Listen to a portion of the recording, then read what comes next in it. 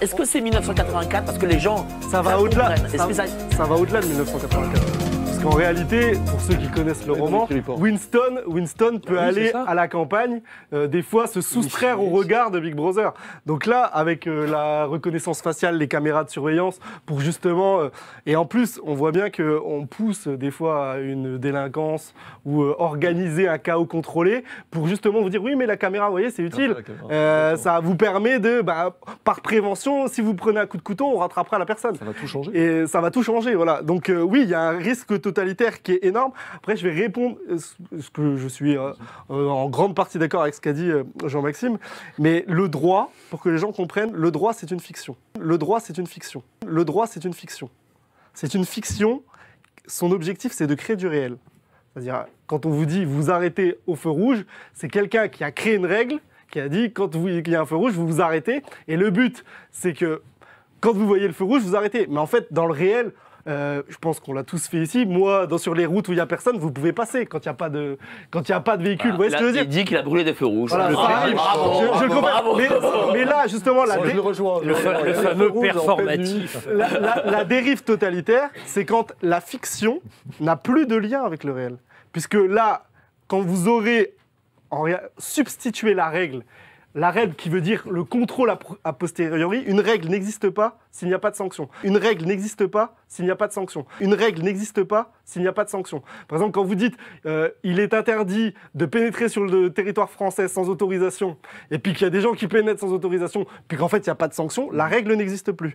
Et ils ont dit, le feu ne nous touchera que pour quelques jours comptés. Dit, auriez-vous pris un engagement avec Allah? Car Allah ne manque jamais à son engagement. Non. Mais vous dites sur Allah ce que vous ne savez pas. Bien au contraire, ceux qui font le mal et qui se font cerner par leurs péchés, ceux-là sont les gens du feu, où ils demeureront éternellement. Et ceux qui croient et pratiquent les bonnes œuvres, ceux-là sont les gens du paradis, où ils demeureront éternellement.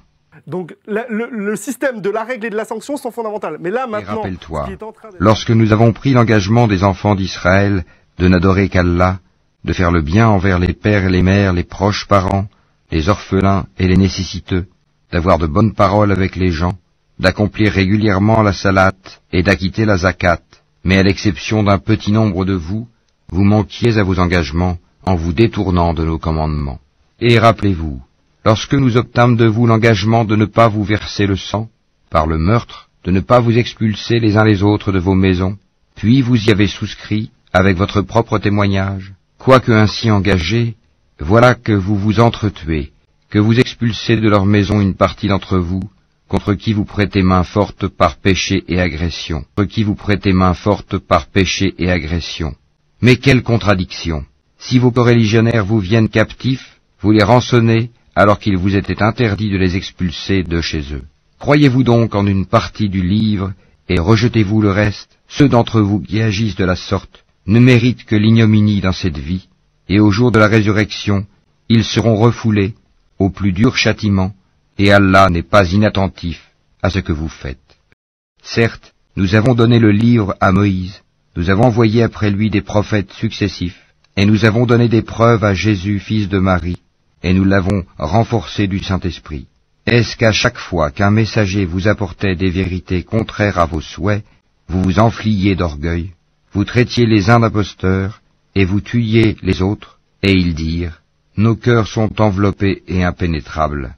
Non, mais Allah les a maudits à cause de leur infidélité, leur foi est donc médiocre. Voilà ceux qui échangent la vie présente contre la vie future. Eh bien, leur châtiment ne sera pas diminué, et ils ne seront point secourus.